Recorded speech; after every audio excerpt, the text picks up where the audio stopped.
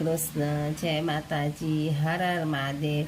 આજે આપણે ચોખા કાજરી વ્રત વિશે જાણશું।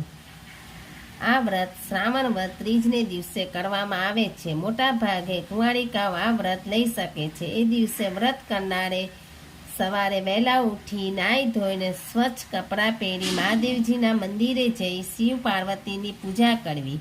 ત્યારબાદ ઘેર આવી 1000 અણી શુદ્ધ ચોખા જુદા કાઢી રાખવાના। આખો દિવસ નકોરડો ઉપવાસ કરવો અને સાંજે ગાયનું પૂજન કર્યા પછી એ 1000 ચોખા રાંધીને ખાવા। આ હતી વ્રતની વિધિ। આ વ્રત મોટા ભાગે કુંવારિકાઓ શ્રાવણ માસની અંધારી ત્રીજે કરતી હોય છે। એ દિવસે ડાંગર હાથ વડે ફોલી 1000 અણી શુદ્ધ ચોખા ફોલી રાખવા। સવારે વહેલા ઉઠી નિત્યકર્મમાંથી પરવારી મહાદેવજીના મંદિરે જઈ પૂજા કરવી।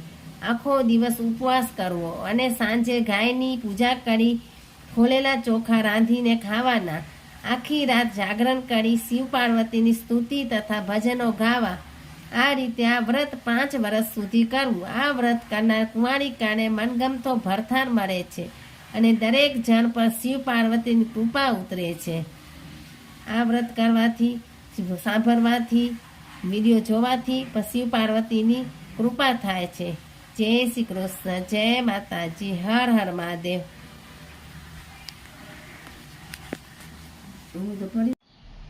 જય શ્રી કૃષ્ણ, જય માતાજી, હર હર મહાદેવ। તમને એવી જ કથા, વાર્તાઓ, ધાર્મિક કંઈ પણ સાંભળવું હોય તો મારી ચેનલને લાઈક કરો, શેર કરો, સબસ્ક્રાઈબ કરો અને આગળ નવી નવી કંઈ કથાઓ કે સાંભળવી હોય તો કમેન્ટ કરો। હર હર મહાદેવ।